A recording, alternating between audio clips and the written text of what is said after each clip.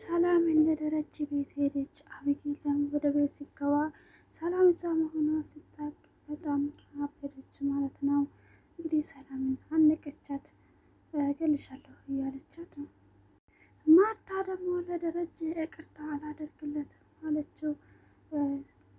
አቢጌልም ውሃን ይዤ ከዚህ ቤት እጠፋለሁ፣ ጥያችሁ ሄዳለሁ ብላታለች። ሌላው አቢጌልና ዳጣ ልጣሉ ነው ማለት ነው። እንግዲህ በቃዲስ ምክንያት ሰላም ውድ ቤተሰቦቼ እንዴት ናችሁ? ደህና ናችሁ? ሰላማችሁ ይብዛልኝ። ለዚህ ቻናል አዲስ ከሆናችሁ ሰብስክራይብ እያደረጋችሁ ቤተሰብ ሁኑ። ዳጣ ድራማ በዛሬ ክፍል ያየነው ሰላም ወደ እነ ደረጀ ቤት ደረጀን ለመጠየቅ ሄዳ ነበረ። እንግዲህ ደረጀ ጋር ሄዳ እሱን ጤንነት ለመጠየቅ ነበረ የሄደችው ማለት ነው። እንግዲህ ማርታን ነበረ ደውላ ያስፈቀደችው። ማርታም እሷ ስትሄድ ቤቱን ለቃ ወጥታለታለች ማለት ነው። እሷ እንግዲህ ደረጀ ጋር ገብታ ደህንነቱ ስትጠይቅ ነበረ። እሱ ጥሩ ሰው እንደሆነና እሱ መልካም አባት ለትዳሩም ታማኝ እንደሆነ እየነገረችው ነበረ ማለት ነው። እሱም እንግዲህ በጣም ተናዶ ተጨንቆ እንግዲህ እያወራው አይደለም ማለት ነው። ያው በእጁም ቢሆን እንድትወጣ እየነገራት ነበረ። በሌላ በኩል ደግሞ አብጌል ወደ ቤት ስትገባ ሰላም እዛ ቤት እንደሄደች ተሰማለች ማለት ነው። ይሄ ስትሰማ በንዴት አብዳ እንግዲህ ሮጣ ወደ እዛ ሄደች ማለት ነው። ዳጣም እንዳትገባ እንድትረጋጋ ስትነግራትም እሷ ግን እንድትሰማ አልቻለችም። እንዴት ትደፍራ እዚህ ቤት ትመጣለች? አባቴን ከለዋለች። ከዚህ በላይ ምን ልታደርግ ፈልጋ ነው እዚህ ቤት በድፍረት የመጣችው? እያለች እንግዲህ ዳጣም ደግሞ በዚህ ባህል በጣም ተጨንቃለች። እንግዲህ በሌላ በኩል እነዚህ እነ አብጌል ያሉ ቤተሰቦች ናቸው ብላ፣ በሌላ በኩል ደግሞ ሰላም እናቷ ናት። በመሀል እንግዲህ እሷ በጣም አጣብቂኝ ውስጥ ገብታለች ማለት ነው።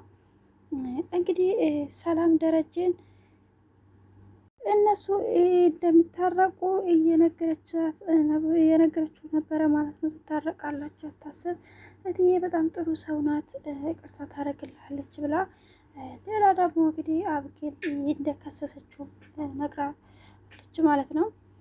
የአብጌል ካሳኛለች፣ እስር ቤት ልታስገባኝ ትፈልጋለች። ደግሞ እስር ቤት መግባት አልፈልግም፣ ልጅም አለኝ። በተጨማሪ ደግሞ እኔ እስር ቤት ከገባው ስለ ዳጣም ይታወቃል ሁሉም ነገር፣ ለምን ይህን እንዳደረግኩት እናገራለሁ ብለዋለች ማለት ነው።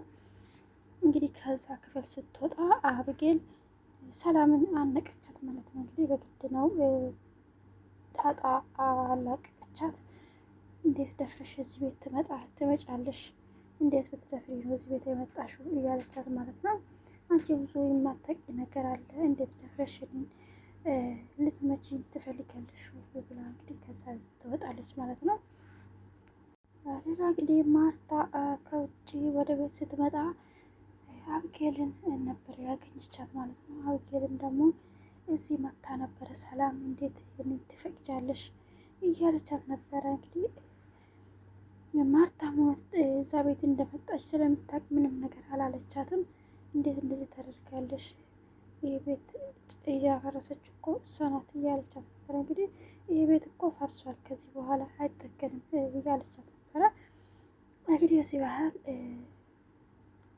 አብጌል እንዴት እንደዚህ ይሆናል? ይህ ቤት መፍረስ ያለበትም ይቅርታ አድርግለት ስትላት፣ እኔ በጭራሽ ይህንን ይቅርታ ላደርግለት አልችልም ብለዋለች ማለት ነው። እንግዲህ እሷንም ደግሞ አሁን ቀለበት ልታደርጊ ነው አይደል? እንደኔ እንዳትሆኚ ከኔ ተማሪ እያለቻት ነው ማለት ነው። አብጌልም ደግሞ እኔ አባት እንደ ሌላ ወንድ አይደለም፣ እኔ አባት ተገዶ ነው እንጂ ፈልጎ ያደረገው ነገር አይደለም፣ አባቴ በጭራሽ እንደዛ አይነት ሰው አይደለም ያ ብላ እንግዲህ እየተከራከረችለት ነው ማለት ነው። ሌላ ደግሞ እናንተ ማትታረቁ ከሆነ እኔ ውሃንስ ከዚህ ቤት ሄዳለሁ፣ ጥያችሁ የዚህ ቤት እስኪ ምን እንደምትሆኑ ሀያቻለሁ ብላ እንግዲህ ጥላው ትሄዳለች ማለት ነው። እንግዲህ አሁን እዚህ ጋር በእውነትም እነሱ ማታረቁ ከሆነ አብጌል እነሱን እነ ውሃን ምሳሌ ልጅ ከዛ ቤት ከወጣች ብቻቸው ሲሆኑ ምክንያቱም አቶ ደረጀም አሁን ላይ እገዛ ያስፈልጓል ማለት ነው። እንግዲህ የታመመ ሰው ነው። እውነት ለመናገር ግን ደረጀ የታመመ አይመስለኝም። ምክንያቱም መጀመሪያ በመኪና ተመቶ ወደ ቤት በሰላም ነው የሄደው ማለት ነው። እንግዲህ ተራምዶ ነው ወደ ቤት ወደ ቢሮ አድሮ በማግስቱ ጠጥቶ ምናምን ነው ወደ ቤት የገባው። እስከዛ ድረስ ደህና ነበረ።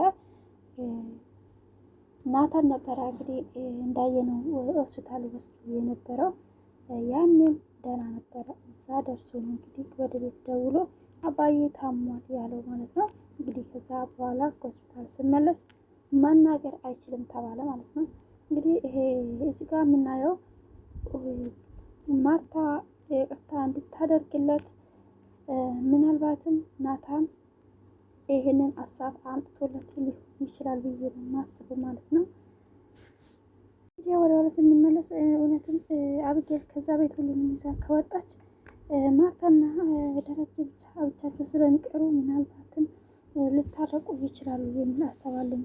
ግን ደግሞ ስለ ዳጣ ካወቀች ደግሞ አሁንም ድጋሜ ወደኋላ ማመለሱ አይቀርም ማለት ነው። በሌላ በኩል እንግዲህ ዳጣና ቃዲስ እንግዲህ እያወሩ ነው ያሉት ማለት ነው። ቃዲስ ደግሞ ይሄንን ለአብጌል ነግሯታል ማለት ነው። እኔ ግን እንደሚመስለኝ ምናልባትም ዳጣ ያሰበችው ነገር ገብቶት ሊሆን ይችላል ማለት ነው። ምክንያቱም እሱ እውነተኛ ሰው ቢሆንና እውነትም እንደዚህ አይነት ሰው ባይሆን ኑሮ ምጥንን አስቸግራትም ነበረ ማለት ነው። እንግዲህ ምጥንን እንዳየነው እያስቸገራት ነበረ። ስልኳንም ተቀብሏታል ማለት ነው። በተጨማሪ ደግሞ በመጀመሪያ ቀን ለዛንም ጭምር ለማዋራት እየሞከረ ነበረ ማለት ነው።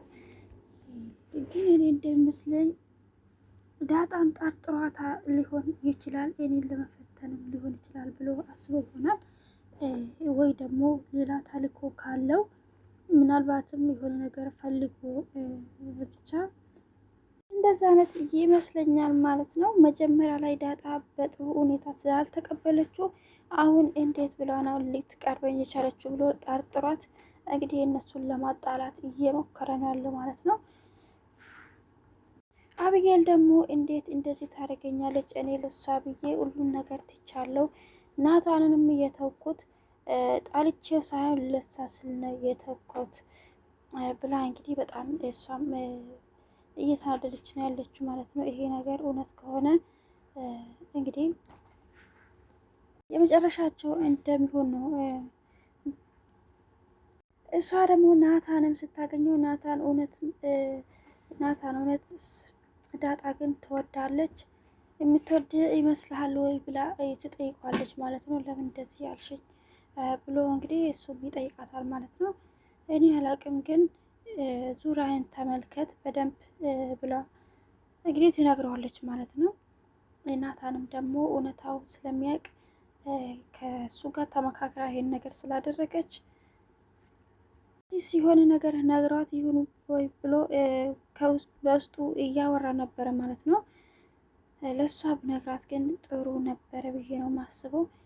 አሁንም ቢሆን ግን ናታንም ሆነ ናታንም አርጁንም ይሄን ነገር ስለሚያውቁ መጨረሻ ላይ ለእሷ ብላ ይሄን ነገር እንዳደረገችው ልታውቅ ትችላለች። በመጀመሪያ ብጣሉ ማለት ነው።